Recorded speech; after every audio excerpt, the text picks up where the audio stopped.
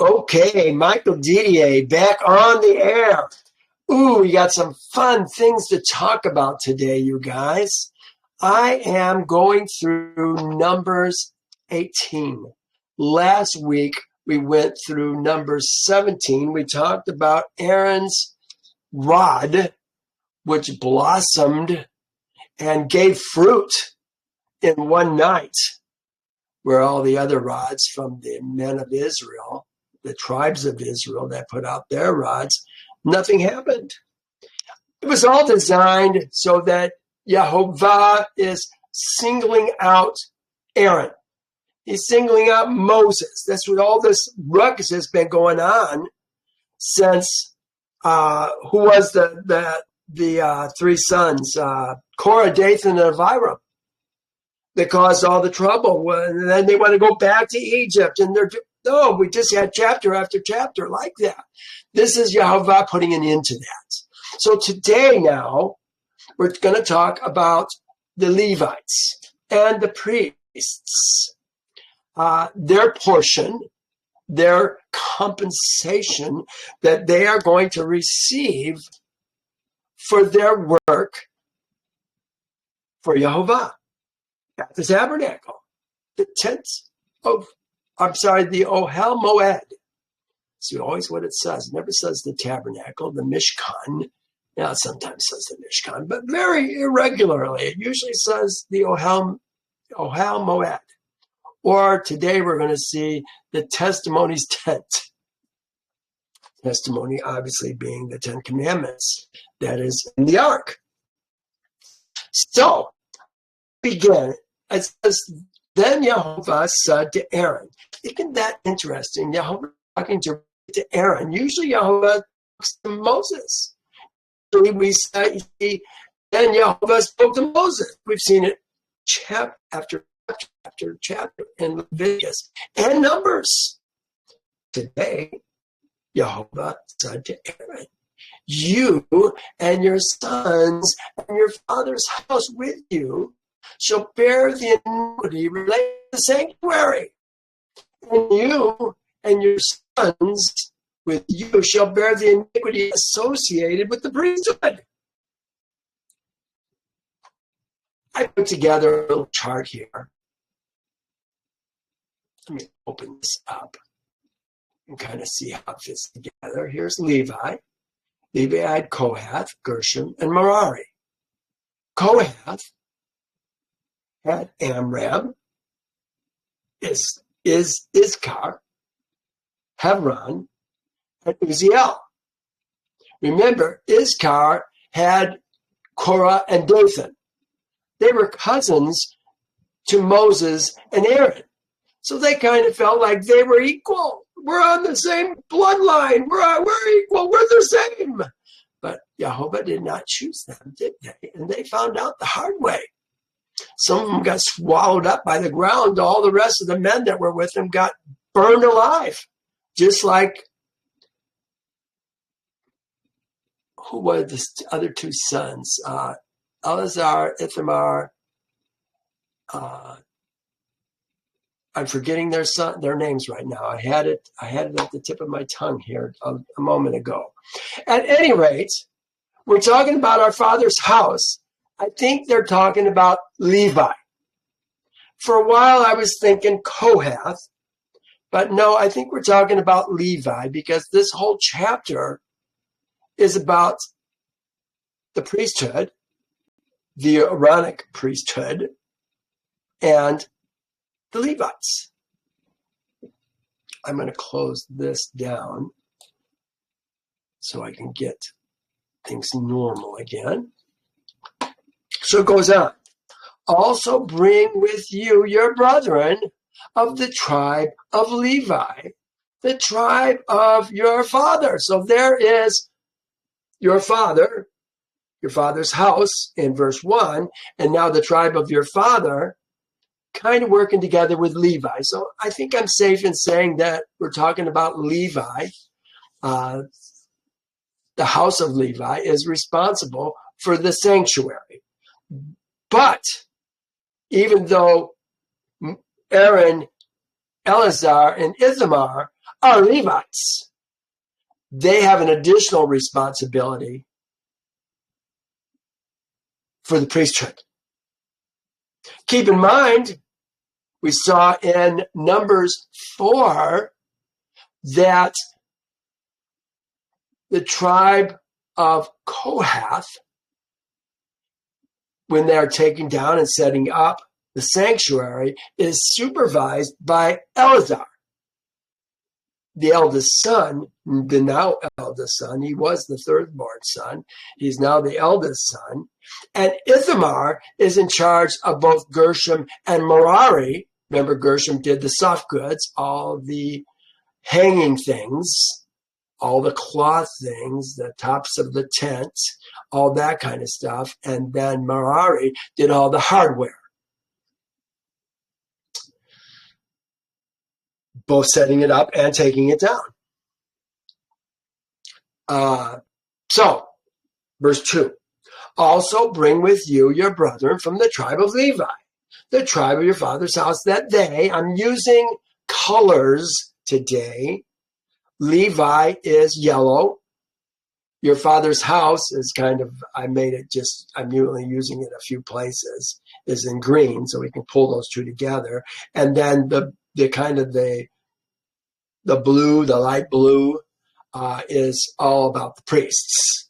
So you can kind of color code those. That they, the Levites, may be joined with you, the priesthood, and serve you. Remember, that's what they did. Yehovah gave Levites to the priests. Serve you while you and your sons are with you before the tent of witness, or the testimony's tent, is really how I would translate that. It's the aduth, ohel ha-aduth, the testimony's tent. Usually it's called the tabernacle. It is translated as the tabernacle, but it's really the tent of Moed. That is what it says in Hebrew.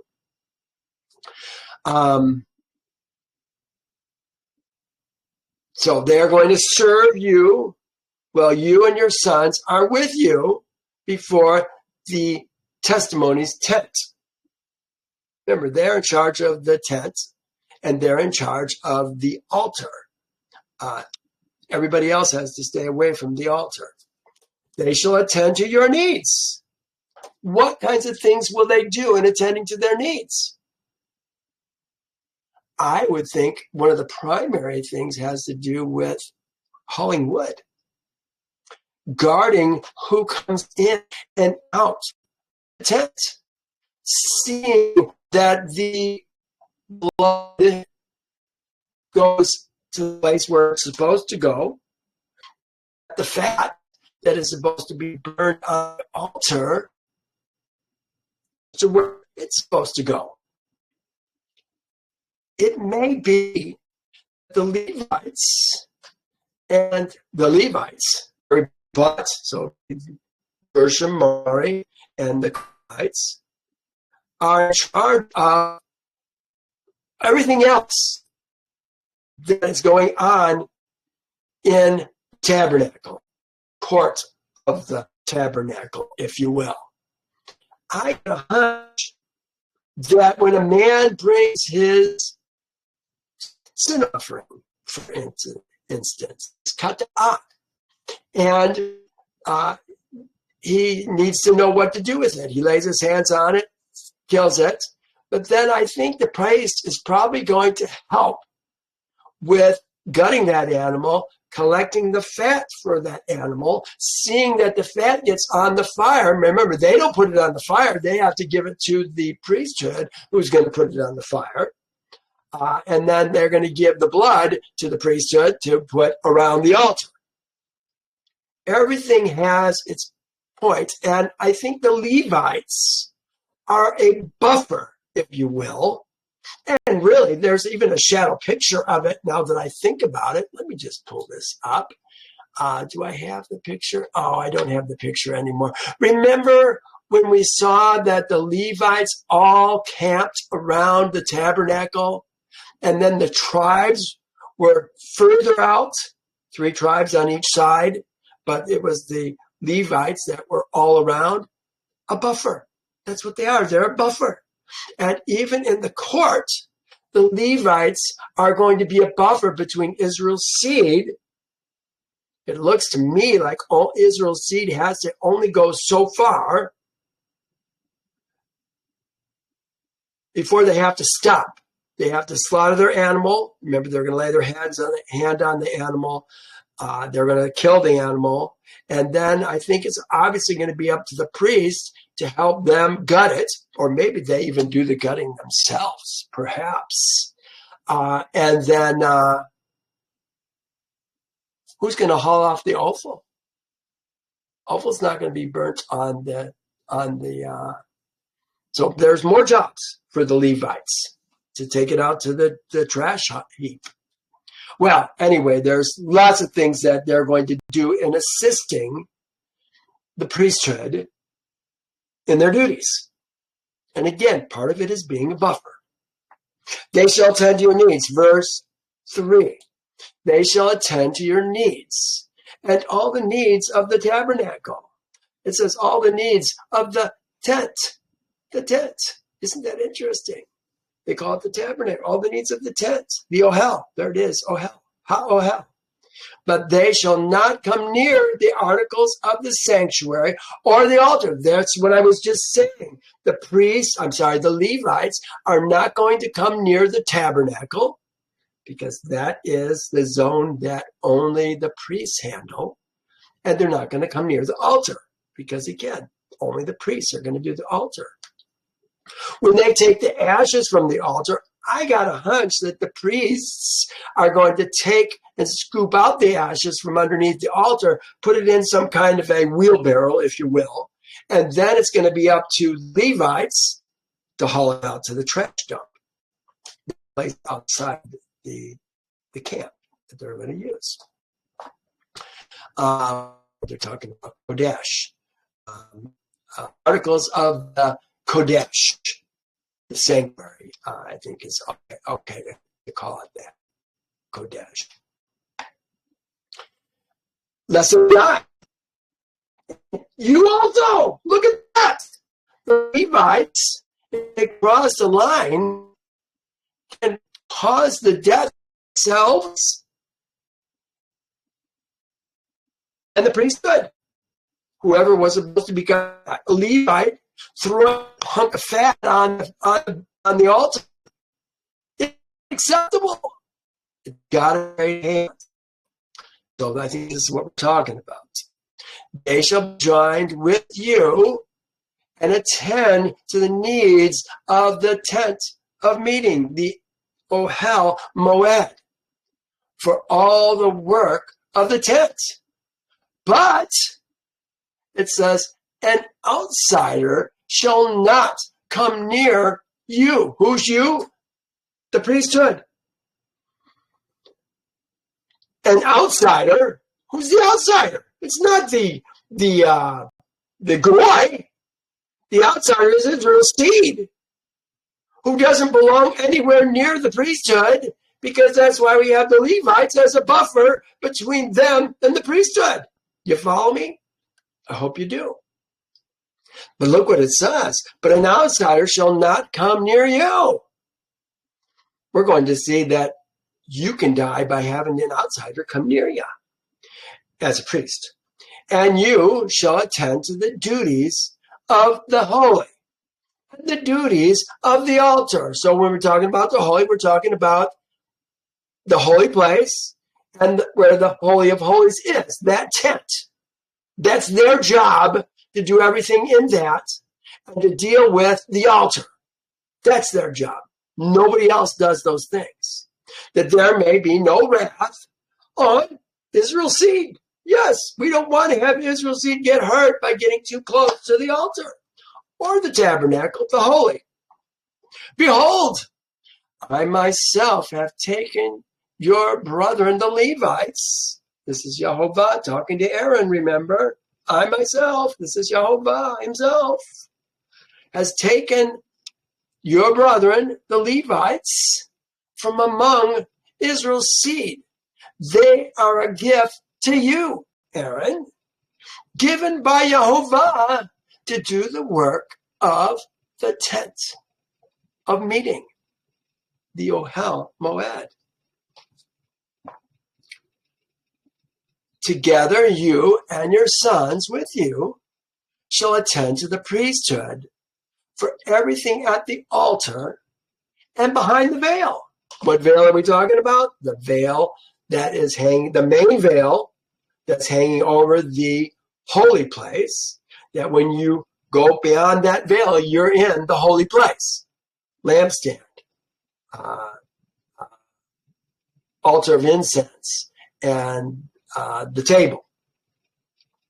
That's where you are. Nobody else goes there. That's their job. Behind the veil. That's the veil that we're talking about. And you shall serve.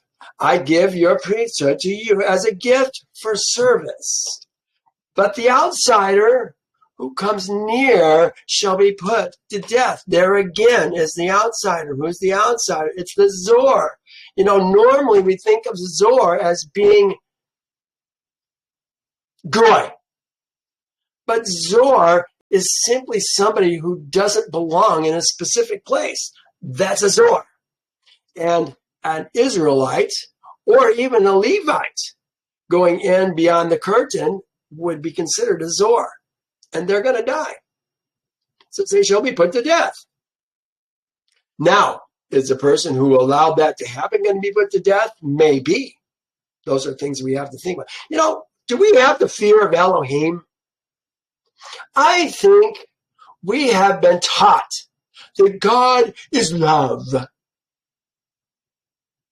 And there is no respect or fear of Yehovah in the earth. For heaven's sakes, in the last few chapters, we saw 15,000, I think in one chapter, we saw 15,000 Israelites. Ezra men, not Goy, not somebody from the nations. These are Israelites, people from Israel, Yehovah's son, who were killed. Does that put the fear of Elohim in us or not? Maybe Israel's seed is starting to have the fear of Elohim. It seemed to me at the end of one of those chapters, the Israelites were saying, what can we do that we're not going to be killed? Because they were beginning to get the fear of Elohim in their hearts.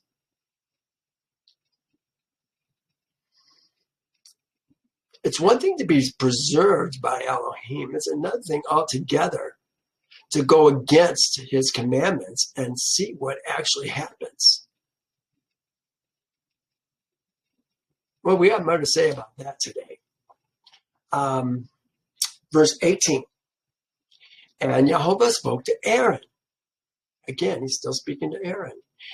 Here, I myself, I like how he reads, I myself, even I myself, have also given you, Aaron, and your sons, charge of my presence. It says heave offerings. Offerings is not there. The word they use for heave is this word right here, terumah. Terumah. It's a present. A present offered up.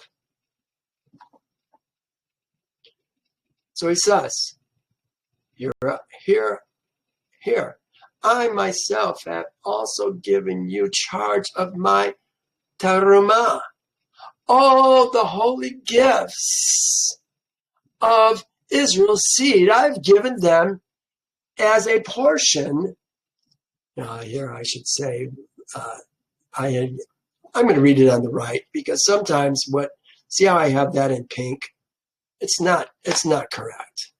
If you look at the Hebrew, unto thee I have given them by reason of the anointing. It uses the word anointing, Mashiach. And thy sons as an ordinance forever. I should make that one word.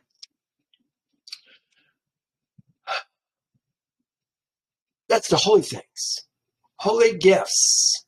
The Kodesh is the word that they're using here, Kodesh or Kadosh. Sacred, ceremonially or morally. Kadosh, the Kadosh things. I put things, they put Kadosh gifts, but they didn't make it italic. They just treated it like it was a regular translation. I don't think that's acceptable. At any rate, it says this. Let me finish that verse. I have given them by reason of the anointing. Remember, the priests are the ones who were anointed. They were anointed for 8 days before they were finally finished with their consecration process. Well, they were consecrated for 8 days. They were anointed at the beginning of those 8 days. And to thy sons as an ordinance forever. Remember that, forever. This is to in a sense, to thee and thy sons as an ordinance forever. Forever. That's a long time, isn't it? Are we still in forever? Or are we in a pause right now? I think we're in a pause. You'll have to decide for yourselves when you're finished with what you're going to talk about today. He goes on. This shall be yours, Aaron, of the Kodesh Kodashim, from the Kodesh Kodashim. Reserved from the fire. Every offering of theirs, every minka, every sin, every kata'ah, and every trespass, Hashem, which they render to me, shall be most holy, Kodesh Kodashim, to you and your sons. What are we talking about? The sin offering? The Hashem? The minka that goes with that? With those offerings? They did not discuss the Olah offering. Why? Because everything in the Olah offering is going to be consumed in the fire except for the fur, the skin of the animal.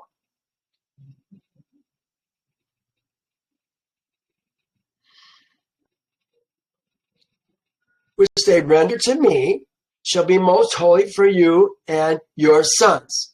In the most holy place, you shall eat it. So, somebody brings a kata'ah. They're going to bring a male goat of the first year, let's say. Could be, depending on what it's for. Goat, sheep, probably can be both.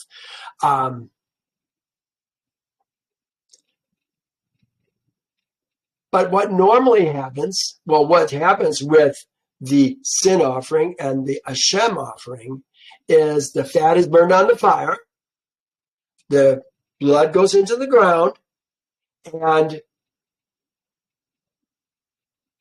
the flesh is eaten by the priests. Well, we got a bit of a problem, I think, right now. We only have 3 priests. 1 animal. 2 animals in the course of a day. You aren't going to eat that. So they may eat a portion of it. And look what it says. It's most holy for you and your sons. In the most holy place you shall eat it. Where's the most holy place? It's in the tabernacle. They're going to have a place in the tabernacle. Dare I say picnic tables, perhaps. A small kitchen where they can boil some meat. And eat. This is not for their family. This is for just the men. Look what it says. In the most holy place you shall eat it. Every male shall eat it. It shall be holy to you. Well, 3 guys are not going to finish off a cow. They're not going to finish off a goat. They're not going to finish off a sheep. What do? You can't keep it. I think they're going to eat what they can and throw the rest onto the fire. It's going to be a sweet aroma to Yehovah. It's the only thing they can do with it. Burn it up. Now, as the priesthood grows, remember they had 5 of them before. Nadab and Abihu misstepped. Now there's only 3 priests. We need to get some babies started so we have a bigger priesthood and can deal with more of this meat. But notice, it's only the males that get to eat it. Verse 11. Oh, in my note here, males, zakar. There are some things that women do not eat. Yeah, they're women. The priests' families are not going to eat the Kodesh Kodeshim things. Urban Bible paraphrase, as something most holy shall ye eat it. Every male shall eat it. Holy shall it be to thee. It doesn't even say in the holy place. Boy, those paraphrases have a lot to be desired, don't they? We're on 11. This is yours from the, what was the word that we used there? Terumah, from the terumah of their gift. With all the wave offering is called the tenufa. So we've got terumah and tenufa. We're going to just simply call them the heave offering and the wave offering for right now to kind of keep track of what's going on, because those words are very similar, terumah, tenufa. I can see, but it might be hard for some of you. So it says, with all the wave, the tenufa of Israel's seed, I have given them to you and your sons, look what it says now, and daughters with you, as an ordinance forever. Everyone who is clean in your house may eat it. So if your wife is in her menses, she can't eat it. She's going to stay in her room. Everybody else gets to eat it. Now, wave offering, he's going to tell us what it is very shortly, but let me just describe it. It says, remember when a man brings a shalamim. This is the food that an Israelite is going to eat. He's going to bring it to the temple, have the priests work with him, have the Levites work with him, and then the priests are going to burn the fat and pour the blood on the altar. And the man is going to give to the priest that helped him a breast of the shalamim and a thigh of the shalamim. It is his tenufa, which he's going to wave before Yehovah, saying, look what you got, Yehovah. Remember, it's going to be to him and his family who's going to eat it. This is where they get their meat. The priesthood is never short of meat, and this really blows the theory that, oh, but don't you know, Yehovah only planned for us to be vegetarians. Oh, really? Do you know how much priests and Levites, especially the priests, eat of meat? Oh my gosh. More than they can ever finish is how much they get. Just the breast and the leg, that's a large portion of meat.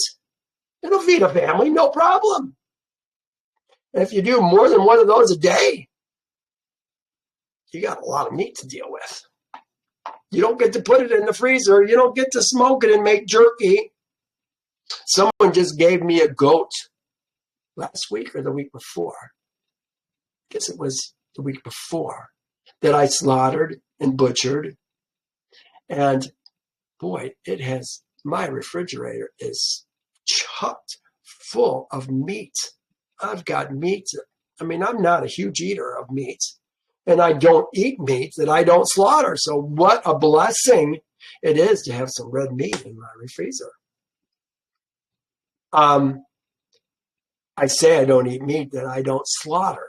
I eat meat, but only the meat that I slaughter. That's Leviticus 17, and that's a whole other story altogether. My point is, the Levites got a lot of meat to eat. So now it says, all the best of the oil, all the new wine, the grain, the first fruits, which they raise up to Yehovah, I have given them to you. Which they give to Yehovah. That wasn't room, I guess. That was another word. Oh, how do I even get to that word? Let's see if I can go.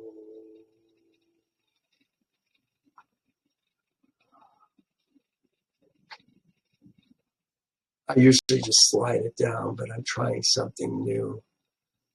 If I go to Dictionary Strong's, Natan is the word that they're using for that, which has to do with just giving, which they give to you. They shall give. All the best of all. So when we bring our first fruits on Passover, or the Feast of Unleavened Bread, really, I should say, when we bring in our first fruits, that's going to go to the priesthood. They're going to get a lot of barley on that day. On Shavuot, they're going to get a whole lot of wheat that day. Some flour, some raw. It's going to come to them. First fruits. Wine. They get the first fruits. Your first bottles that come off the shelf are going to go to the priesthood. Now, they're going to tithe also that you're going to give to the Levites. And the Levites are going to give a tithe to the priesthood as well. So they may give it in a couple different ways. I have them to you, their first fruits, which they give to Yehovah. I give them to you. Whatever first fruit is in your land, which they bring to Yehovah, shall be yours. Everyone who is clean in your house may eat it. I thought this was the right fruit was bikor. When we talk about bekar with an E, this is bikor. This is first fruit. Bekar is first of the man or the beast. We'll see about that in just a second. We'll get there. But look what it says. This first right fruit, everyone in your house may eat it. So this is something that the priests get to have their families eat as well.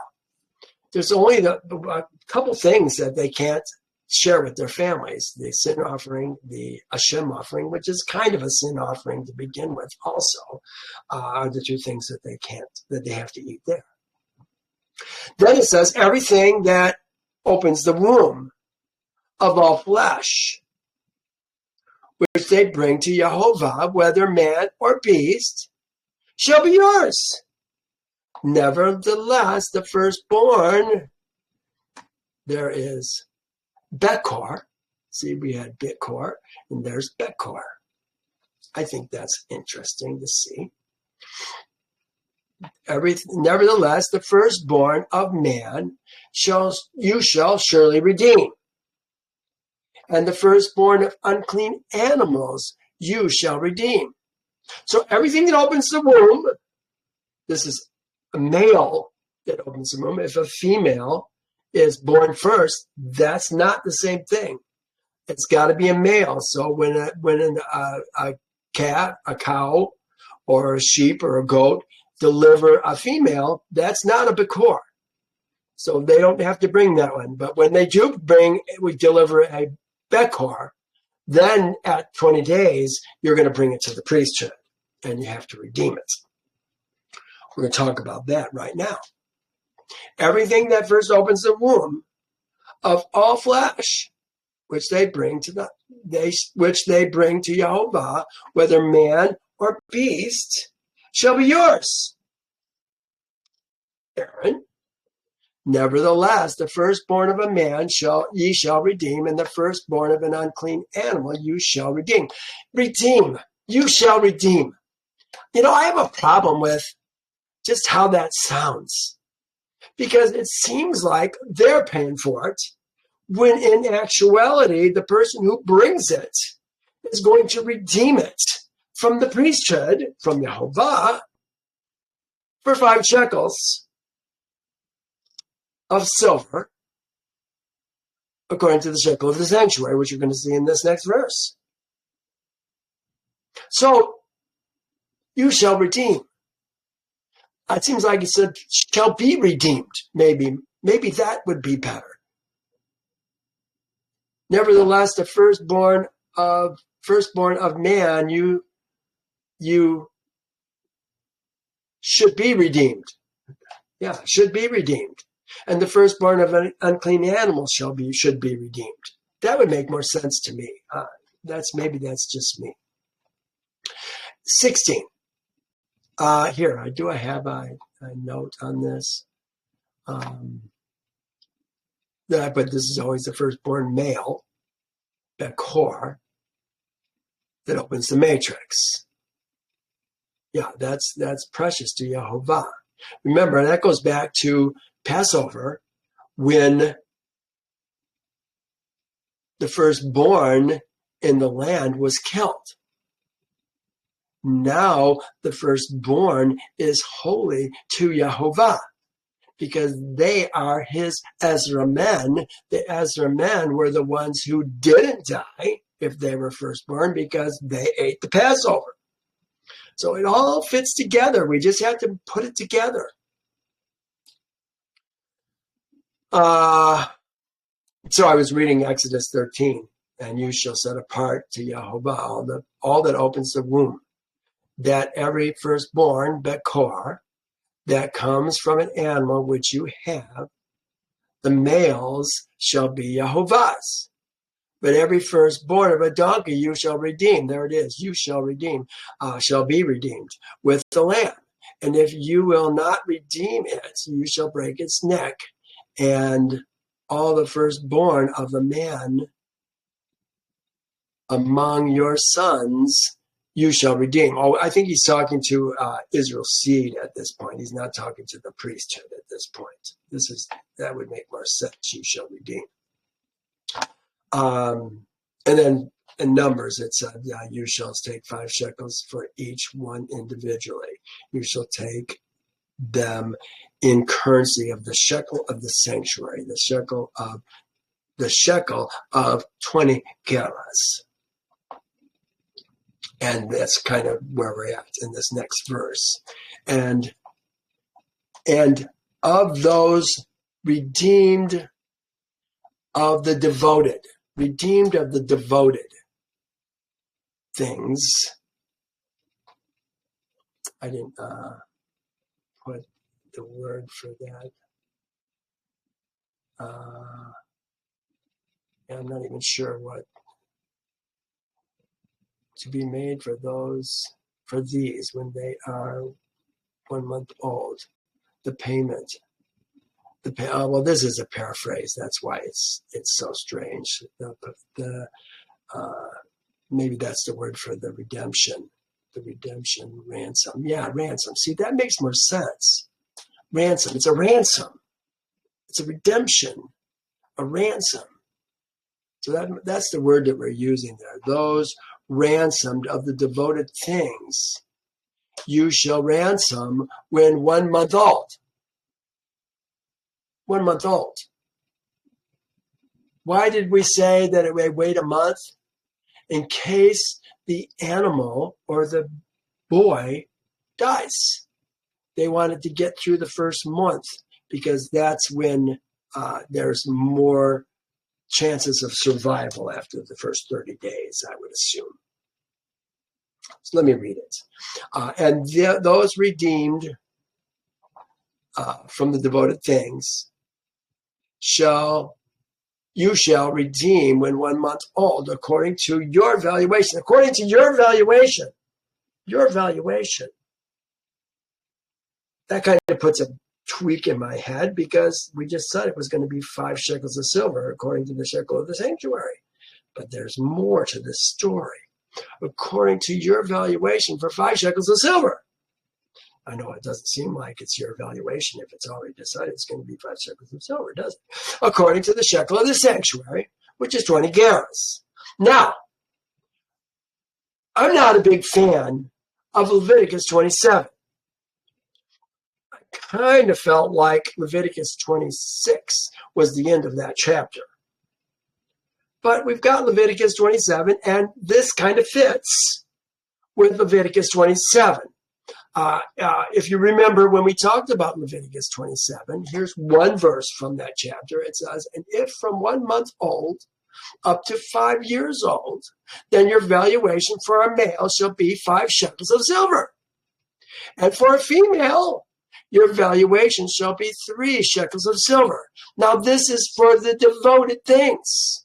You can take your daughter, at least this is what it looks like in Torah, Leviticus 27, you can take your daughter and you can dedicate her to Yehovah.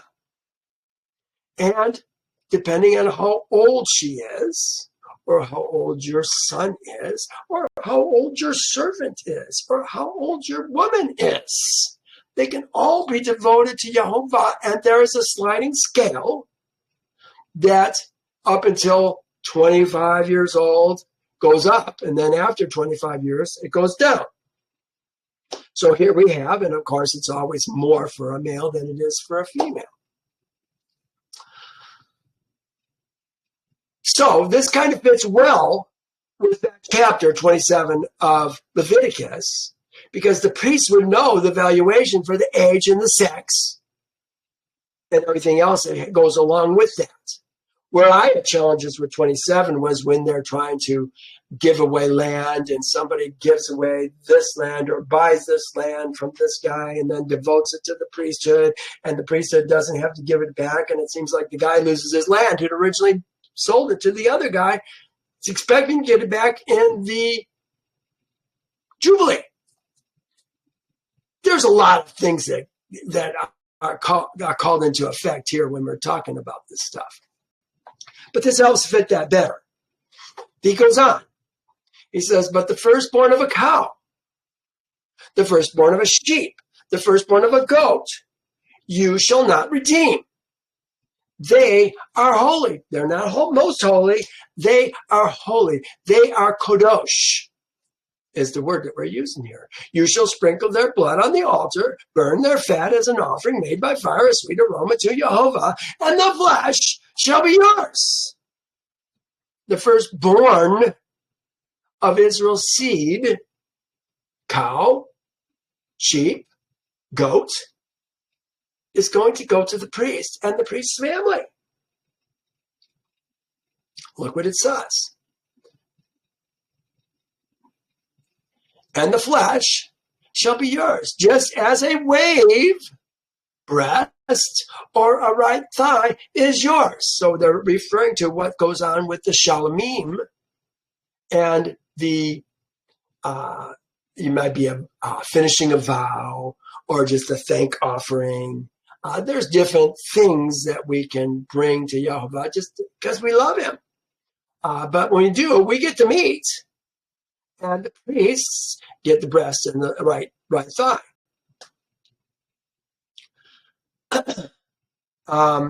In this case,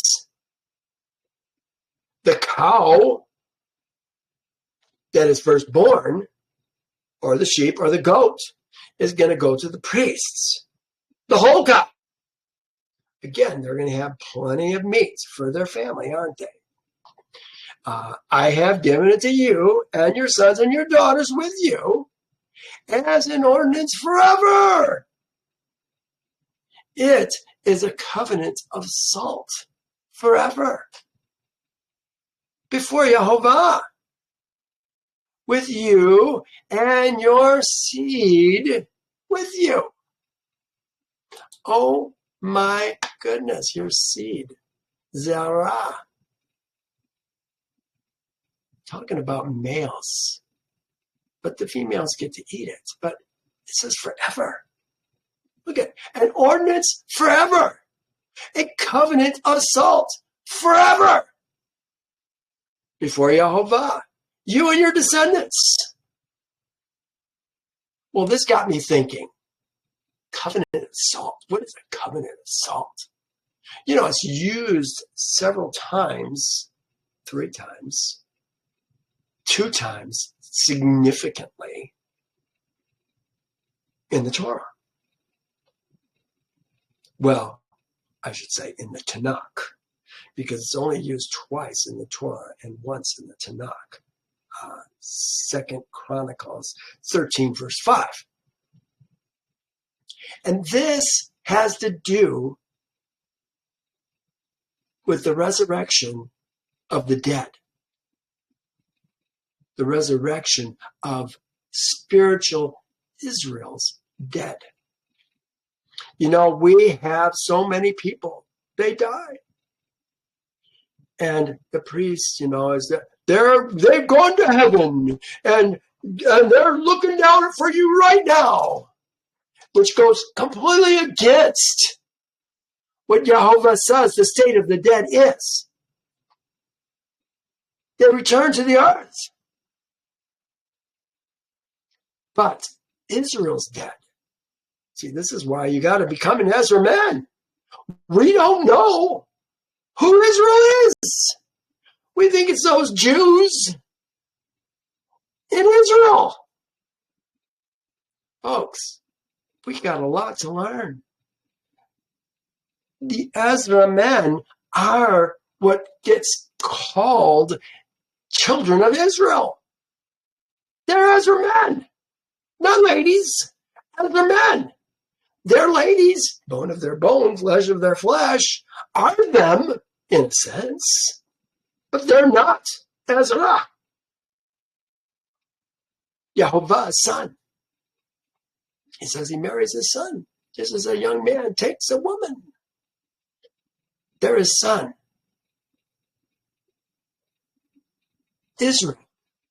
Israel can be called Israel, B'nai Israel, Israel's seed, which are the Ezra men. We're going to see they are called Yerushalayim, those who dwell peacefully. They are called Zion in Isaiah 52. Both of those words are used for them. But another word that they're going to call is going to be Kasid. Yehovah kind, often referred to as the saints of Elohim. Elohim saints. Well, that got me thinking, because when I went to look at the other verses that have and use this covenant of salt business, remember salt. Salt in our body is what keeps our body's electrical. And without salt in our body does not work. We've got to have salt. But salt is a very, very stable substance. And for Yehovah to say a covenant of salt forever, when I looked it up in Easton, it said, was a covenant of perpetual obligation. Remember, what Yehovah says, Yehovah does. Principle I've been telling you all along. Here, he's saying this is going to be an ordinance forever. Forever is a very long time. It is a covenant of salt. Forever. They used forever and forever between covenant of salt. Do you think that's an accident? That's like saying, I'm Yehovah. What I say, I will do. I am Yehovah. He's emphasizing the point. Well, look what this verse said. Should you not know that Yehovah, Elohim of Israel, gave dominion over Israel to David, to him and his sons by a covenant of salt? Oh my Elohim. Do you hear what we're saying? He gave dominion of Israel to David forever, to him and his sons by a covenant of salt. Well, is Yehovah a liar or not? Does Yehovah say what he means? You know, sometimes we read these things and we say, oh, well, yeah, but that was for a time, and you know, that's not forever. And you know, look around now. There's no priesthood. There's no king. But we're missing an important feature of what's going on, and the reason for the hope that is in us. We serve an invisible Elohim in an invisible kingdom. But someday, that kingdom is going to become visible. Let me show you something. This is Isaiah 26. We just got to remember where I am. I can go to my bookmark. Isaiah 26. Here it is, towards the bottom. Yeah, here it is right here. Maybe I'll start reading from here. As a woman with child is in pain and cries out in her pangs, she draws near to the time of her delivery. So have we been in your sight, in thy sight, O Yehovah. Thy is Yehovah. We have been with child. We have been in pain. We have, as it were, brought forth wind. We have not accomplished any deliverance in the earth, nor have the inhabitants of the earth fallen. Remember what's going to happen? We're going to see the Ezra come back to life. And Yehovah is going to he's going to judge the wicked. But now, look at what Isaiah says. Thy, talking about Yehovah, thy, Yehovah's dead, shall rise, shall live. Together with my dead body, they shall arise. Even I'm going to arise. Awake and sing, you who dwell in the dust. For your dew is like the dew of herbs, and earth shall cast out the dead. Do you hear what's happening here? There's a time coming when the dead are going to be raised. That's the resurrection of the dead. But only the spiritually born dead. The Ezra dead. The flesh is flesh. The spirit is spirit. He continues. Come, my people. They are his people. Where did I see that yesterday so often? My people, Israel. Into your chambers and shut your doors behind you. Hide yourself, as it were, for a little moment until the indignation is past. Your chambers, I think, may be the grave.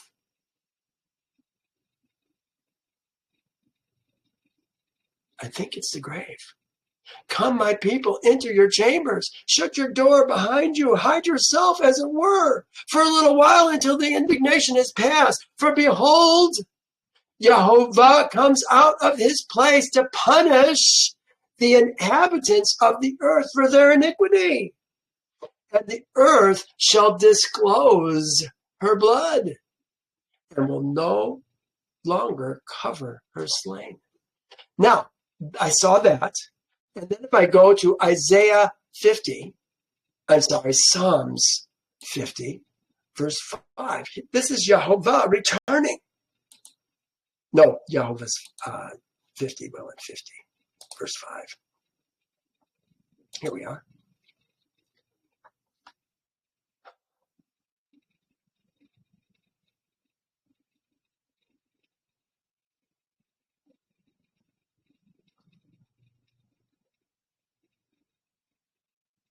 I'm going to read from 1. And the mighty one, Elohim, Yehovah, I should say, Yehovah Elohim, has spoken and called the earth from the rising of the sun to the going down. Out of Zion, the perfection of beauty. Elohim will shine. Elohim will shine. Our Elohim will come. Hear that? Yehovah is going to come. No, Yeshua. Oh my gosh. You know, we have got, have you heard of Project, what is it? Project Blue Beam? Project Blue Beam? I think it's Project Blue Beam. I've seen video of a whale jumping out of the middle of a gym floor, a whale, and go back down into the floor and make this huge splash. Wayne, did you want to say something? Yeah, I was just going to say it was Project Bluebeam, but I couldn't. Oh, okay, yeah. So thank you for confirming that. Yeah, Project Bluebeam. So this thing looks like it splashes into the floor. It looks so real. And all over the earth, we are likely, not saying it's going to happen, but I think it's quite likely that we are going to see Jesus probably reflecting off the dome of the earth. Oh, that's another whole story, isn't it? Which they're going to project it from. If you happen to be in India, it may be Buddha. If you're in Syria, it may be Muhammad. But they're all going to want you to turn to a new Elohim. And it isn't going to be Yehovah. Because Yehovah is the one who's going to return. You know, the Christians have this whole idea that Jesus is going to return in the cloud. Folks, you've been deceived. Who gave you the stinking New Testament? It wasn't the Hebrews. The Hebrews didn't add the New Testament to the Hebrew scriptures. It was the Catholic Church. The synagogue of Satan. And wait till you find out what's been going on in the Catholic Church. No, we've learned lies. I'm telling you the truth right now. Our Elohim shall come. He shall not keep silent. A fire shall devour before him, and it shall be very tempestuous all around him. He shall call to the heavens from above, and to the earth, that he may judge his people. It says he may judge his people. No, here's what it says, to judge his people. To judge his people. Yeah, for being good. Look what he says. Next verse. Gather my saints together to me, those who made covenants with me by slaughter. Who are his saints? Look what the word is. It is Kasid. Whoops, right here. Kasid. Kasid. Gather my Kasid. It means my kind. Remember, they are his sons, his kind. Yehovah created Ha-Adam in his image.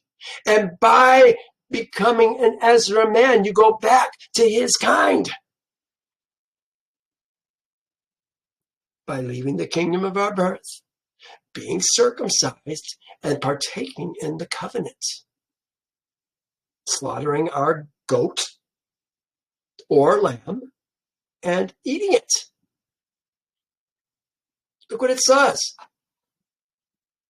Those who cut covenant, karat,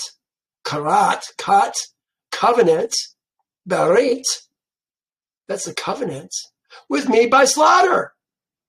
That is this word here, zavak.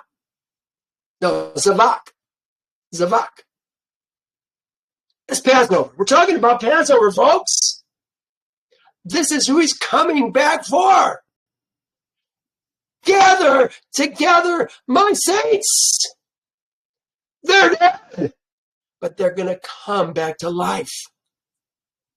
Now, in that context, let's go to, what do I want to go to? I want to go to here. This is kasid. It's the same word that we're talking about here. Gather my saints, my kasid. Here's a couple places where it's used. Look at this. For Yehovah loves justice and does not forsake his saints, his kasid. They are preserved, how long? Forever. But the descendants of the wicked shall be cut off. Here's another one. This is the one we just read. Gather my saints together. Here's another one. You who love Yehovah, hate evil. He preserves the souls of his kasid.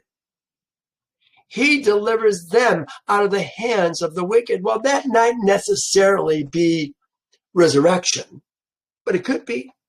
Here's another one. Two more. For you will not leave my soul in the grave.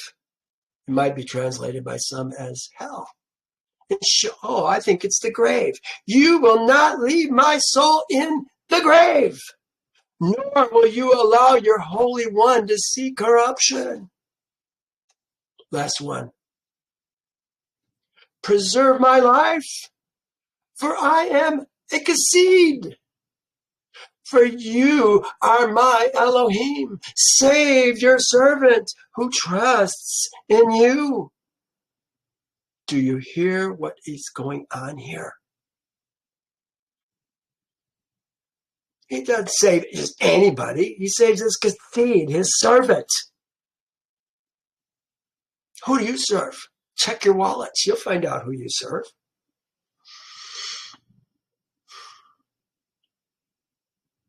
Oh, well, I serve God. Oh, really? Do you keep the Passover? Do you do any of the things that Yehovah requires of you? Yesterday was Yom Kippurim.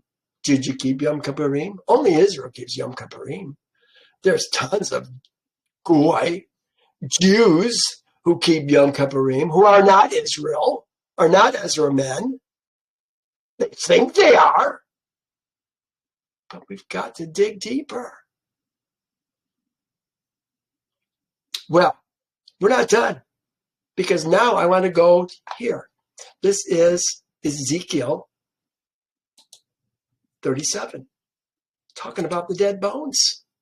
Look what it says. The hand of Yehovah came upon me and brought me out in the spirit of Yehovah. And I set me in the midst of a valley. It was full of bones. You know, what is that? Psalms 23. Though I walk through the valley of the shadow of death, I shall fear no evil, because thou art with me. Could that shadow of death be the grave? I think it is. It was full of bones. And he caused me to pass by them all around, and behold, they were very many in the open valley, and indeed they were very dry. They've been dead for thousands of years. They're very dry. And he said to me, Son of man, can these bones live? So I answered, Oh, Adonai, Yehovah, my master, Yehovah, you know. Again, he said to me, prophesy to these bones and say to them, Oh, dry bones, hear the word of Yehovah. This is what I'm trying to have you guys today hear the word of Yehovah. I don't give it like most people give it. I will make it make sense, or I won't say it. Hear the word of Yehovah.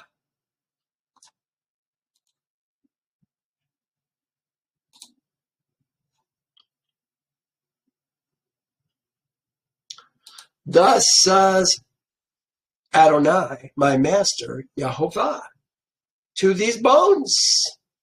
Surely I will cause breath to enter into you, and you shall live. This is the resurrection. Who's being resurrected? Watch. I will put sinew on you and bring flesh upon you and cover you with skin and put breath in you, and you shall live. Then you shall know that I am Yehovah. Ani Yehovah.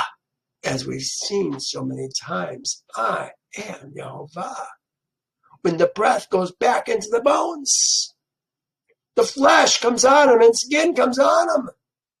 So I prophesied as I was commanded. And as I prophesied, there was a noise. And suddenly a rattling of the bones, and the bones came together, bone to bone. Indeed, as I looked, the sinew on the flesh came up upon them, and the skin covered them over, but there was no breath in them. Also, he said to me, prophesy to the breath, to the rock, is the word that they're using here, to their spirits. Thus hides thy face. What am I reading here?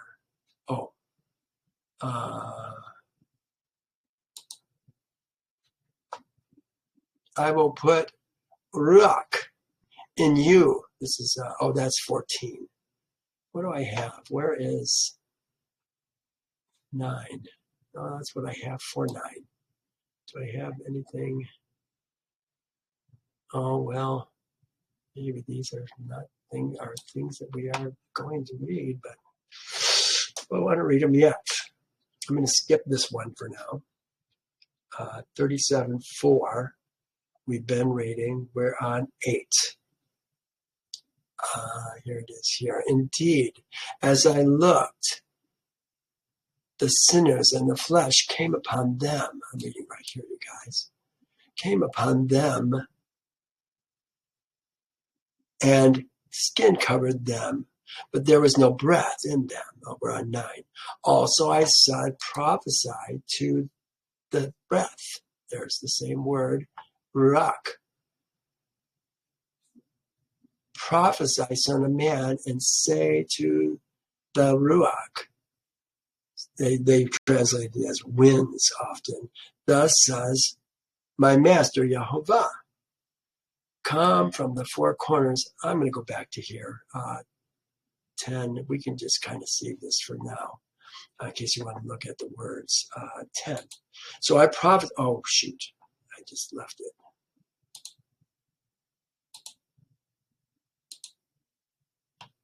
Where was I? Well, I don't know where it is right now. 10. So I prophesied as he commanded me, and breath came into them. I think spirit came into them, and they left.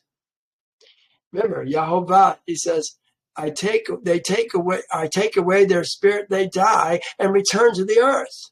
Yehovah gives us a spirit, and it keeps us alive. He takes it away, we die, and return to the earth. Well, now here we return to the earth, he's going to give us our spirit back, and we're going to live. So I prophesied as he commanded, and breath came into them, spirit came into them, and they lived. And stood upon their feet, an exceedingly great army. This is the host of Yehovah, as the sands of the sea, as the stars of heaven. Then he said to me, son of man, these bones, who are they? The whole house of Israel. Ezra, men who died. They indeed say, our bones are dry, our hope is lost, and we are cut off. No, you weren't cut off, my friends. Therefore, prophesy and say to them, thus says my master Yehovah, behold, my people. Behold, my people, I will open your graves and cause you to come up from your graves and bring you into the land of Israel, Israel's land. And you shall know that I am Yehovah when I have opened your graves, O my people, and brought you up from your graves. Now look at what this says. I will put my spirit in you, and you shall live, and I will place you in your land. Now here's what is so important to me. It says, then you shall know that I, Yehovah, he's putting his name before and after, have spoken it and performed it. Thus says Yehovah. What Yehovah says, Yehovah does. Now, to top off this whole covenant of salt idea, I want to go to the bottom of this page. Look what it says. Oh my gosh. David, my servant, shall be king over them. Who's them? The whole house of Israel. David, my king, shall be king over them, and they shall all have one shepherd. They shall all walk in my judgments, observe my statutes, and do them. Then they shall dwell in the land that I have given to Jacob, my servant, where your fathers dwelt, and they shall dwell there. They and their sons and their sons' sons forever. Look what he says. My servant David shall be their prince. Isn't that what we saw in Chronicles? That David was going to be the king forever? Well, let me just finish this chapter. Moreover, I will make a covenant of peace with them. And it shall be an everlasting covenant with them. I will establish them and multiply them, and I will set my sanctuary in their midst. This is going to be the sanctuary of Yehovah, the new temple, the third temple, which we're going to talk about in 3 more chapters in Ezekiel. My tabernacle also shall be... My tabernacle also shall be with them. Indeed, I will be their Elohim, and they shall be my people. Who's his people? Israel. You've got to become Israel by leaving the kingdom of your birth, circumcising yourselves, and then eating the Passover and becoming the Ezra man, B'nai Israel. The nations also will know that I, Yehovah, sanctify Israel when my sanctuary is in their midst. Oh my gosh, we're not even done with today yet. But is that exciting stuff? Let's go back to, where were we? We want to go to, I think, Numbers 18, 19. Yes, this is right where we left off. The covenant of salt.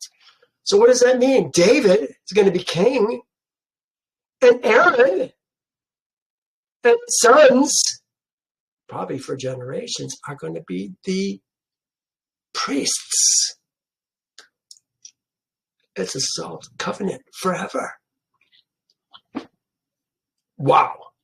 Then Yehovah said to Aaron, you shall have no inheritance in their land, nor shall you have any portion among them.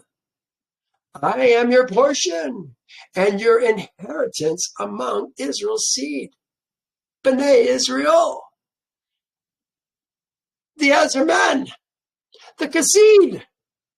Behold, I have given Levi's seed all the tithes of Israel as an inheritance in return for the work which they perform, the work of the tent of Ohel. The Ohel Moed, the tent of meetings. Hereafter, Israel's seed shall not come near the tent of meeting, lest they bear sin and die. I think they're coming into the court. There's a place where they can go. Remember, there's the Levites are going to buffer between them and the tabernacle and them and the altar. But they're still going to come in, but they're not going to go any further. Hereafter, Israel shall not come near the tabernacle of meeting, lest they bear sin and die. But the Levites shall perform the work of the tent of meeting, and they shall bear their iniquity. They shall bear their iniquity. It is a statute ever throughout your generations that among Israel's seed they shall have no inheritance. I don't understand what they're saying about bearing their iniquity. It makes no sense to me. But the Levites do not have an inheritance. None of the Levites do. Remember, priests are Levites. Not all Levites are priests, but priests are all Levites. They don't have any inheritance in the land. Now look what it says. Verse 24. For the tithes of Israel's seed, which they offer up as a present, terumah, to Yehovah, I have given to the Levites as an inheritance.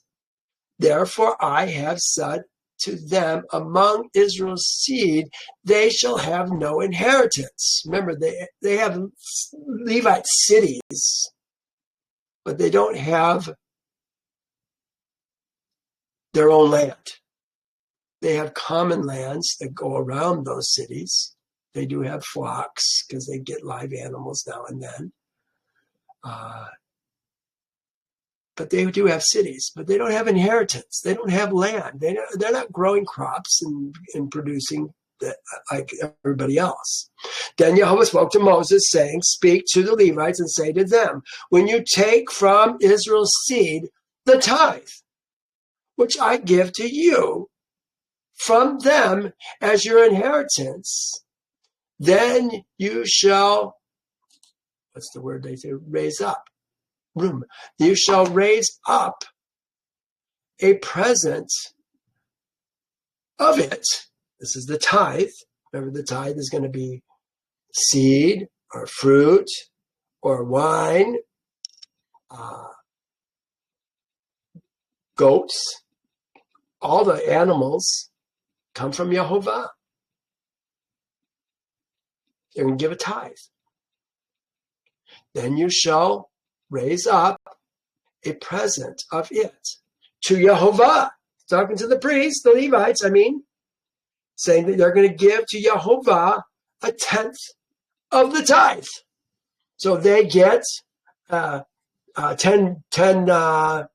bushels of corn. They're going to give the Levites from their 10 bushels of corn, 1 bushel of corn. It's going to go to the priests. Or the priests, or Levites are going to give it to the priests, a tenth, where they receive 10. Now, actually, I think the Levites, if you happen to be a landowner, you get your tithe. You get your produce from the land, of which you give a tithe to the Levites. So you get to keep 90%. The Levites get a tithe from 12 tribes. So in a sense, they're getting 120%, of which they have to give 12% to the priests. They're coming out ahead, aren't they? They're not doing the work. Just something to think about. But remember, we're not talking about money. We're talking about tithes. Tithes of fruit. Tithes of what you grow. These are things that come from Yehovah. He gives us land. When you pray. No, he says, after you have eaten, then pray and thank Yehovah for the good land that he has given us. I think that's Deuteronomy 5. Thank Yehovah for the good land that he has given us. Not for the good business that he's given us. Oh, you're not tithing in money. You're tithing in crops. You're tithing in animals. We're almost done. And your Levites present shall be reckoned to you as though it were a grain from the threshing floor and fullness of the wine press. So what he's saying is, if you were a Israelite and you got your crop and you had it on the threshing floor, or you got your vats full and you had your wine press going, just as it comes to them from Yehovah, it's coming to you as if it was your threshing floor and your wine press. You hear what's going on? So this is where it's coming to them. They're getting a tenth. Thus you shall, let me see what it says. Thus you are, I guess I should have, you shall raise a present to Yehovah from all the tithes which you get from Israel's seed, and you shall give Yehovah's present to Aaron the priest. Now that's not Aaron the priest, that's the priesthood. All your gifts you shall offer up, raise up. All your gifts you shall raise up as a present due to Yehovah. Of all the best of them, the consecrated parts. So when the Israelites give their tenth, they give the best of the tenth, they give the best of the whole. When the priests give their tenth when the Levites give their present to Yehovah, they're going to give the best of the best to Yehovah, which is going to go to the priests. Therefore you shall say to them, when you have lifted up the best of it, then the rest shall be accounted to the Levites. So you gave up your 12% of what the 120% that came, 10% from all the tribes, as produce of the threshing floor and produce of the wine press. I think that's so interesting. So it's kind of like as if they had grown it, but they didn't grow it. It was given to them. But the last verse says, second to last verse, you may eat it in any place. So the priests or Levites get to eat what comes from their crops, whether it be animals or crops or animals. They get to eat it in any place. Now, interesting enough, I want to show you just before I go to this last verse. This has to do with tithe. I just did a simple search on tithe. And the first time we see tithe is Melchizedek. That makes sense. But look at the next time. It's like Leviticus 27. It's the chapter that I'm not fired up about. But I like this. It says, all the tithe of the land, whether of the seed of the land or the fruit of the trees, is Yehovah's. It is holy to Yehovah. This is what he's giving to the priests. Now, that was the fruit of the land, but look at the next verse. And concerning the tithe of the herd or flock, of whatever passes under the rod, the 10th one shall be holy to Yehovah. So apparently we take all our babies that we gathered this year, all the 1-year-olds, and we put them under the rod. And as they file through, the 10th one belongs to Yehovah. Good, bad, ugly, the 10th one is Yehovah's. That's how they do that. And then when the Levites get it, they're going to do exactly the same thing. Run them through. And the 10th one is going to be the priests. That's how it's done. But then the next verse is this one we're talking about here, 18:26, which is the chapter we're going through right now. But the next few 12, 14, 14, 14, Deuteronomy, they are perverted. We're not giving our tithes to the priests. We're giving them to other people and sometimes eating them ourselves. Oh my goodness. And people don't read this. They don't even think about it. We got to think. We've got to engage our minds when we read Yehovah's words. Make it make sense or don't believe it. Deuteronomy has got so many problems. This all agrees. Numbers, Leviticus, Exodus, they all agree. But not Deuteronomy.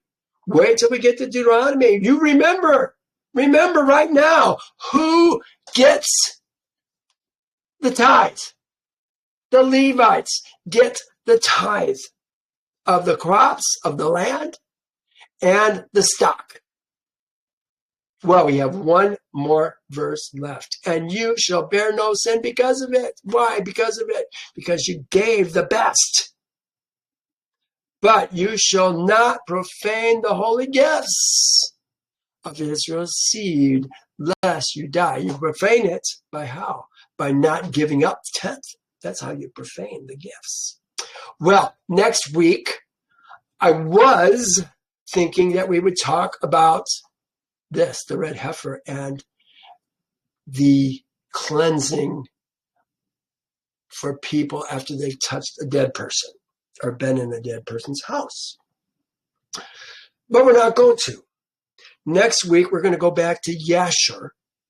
And we've got quite a lot of Yasher that we need to catch up on. It was waiting for us to get through to 19 before we did it. And we just did that. So we are going to read Yasher next week. I think you're going to find it very interesting. I love Yasher. It's got some really interesting things in it. Some things it has or doesn't have also is interesting. What it doesn't have sometimes is interesting. Yeah. All right. Well, you guys, thank you for joining me today. I hope that you especially enjoyed this resurrection of the dead business. I thought that was fascinating. At any rate, who's going to come? Yehovah's going to come, looking for his Kassid, those who cut covenant with him by slaughter. See ya. Bye now.